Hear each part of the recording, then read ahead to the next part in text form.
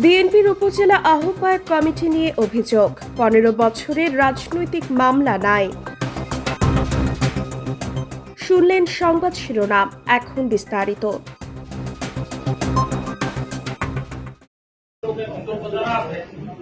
কুমিল্লার লালমাই উপজেলা বিএনপির আহ্বায়ক কমিটি গঠন নিয়ে অভিযোগ উঠেছে। যাদেরকে কমিটিতে রাখা হয়েছে তাদের অনেকের নামে ২০০৯ সাল থেকে রাজনৈতিক মামলা নাই।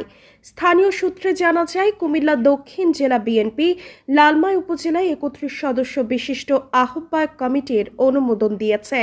কমিটিতে আহ্বায়ক মাসুদ করিম ও ইউসুফ আলী মীর পিন্টুকে সদস্য সচিব করা হয়েছে। আহ্বায়ক মাসুদ করিম ও সদস্য সচিব ইউসুফ আলী মীর পিন্টুর বিরুদ্ধে ২০০৯ সাল থেকে রাজনৈতিক মামলা নেই।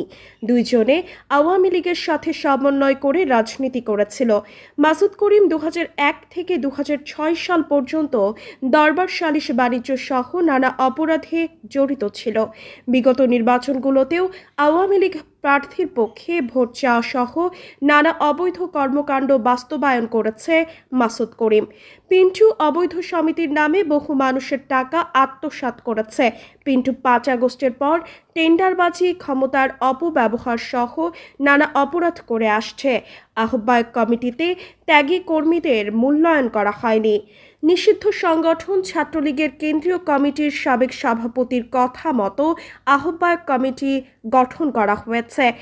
আহ্বায়ক মাসুদ করিম গত লালমাই উপজেলা পরিষদ নির্বাচনে কুমিল্লা দক্ষিণ জেলা আওয়ামী লীগের সহ সভাপতি ও উপজেলা চেয়ারম্যান পদপ্রার্থী আব্দুল মোমিন মজুমদার, প্রতীক আনারস, উপজেলা যুবলীগের আহ্বায়ক ও ভাইস চেয়ারম্যান পদপ্রার্থী আব্দুল মোতালেব, প্রতীক তালা, উপজেলা মহিলা লীগ নেত্রী ও মহিলা ভাইস চেয়ারম্যান পদপ্রার্থী নাজমা আক্তার পদ্মফুল প্রতীকের পক্ষে সরাসরি কাজ করেছে এবং ভোট দেওয়ার জন্য বিভিন্ন সভায় অংশগ্রহণ করে বক্তব্য দিয়েছে। তৃণমূল বিএনপির ত্যাগী নেতা কর্মীবৃন্দ আশা করে কেন্দ্রীয় কমিটি তদন্ত করে দলের স্বার্থে সাংগঠনিক ব্যবস্থা গ্রহণ করবে। নিউজ ডেস্ক, সাপ্তাহিক সবুজপত্র।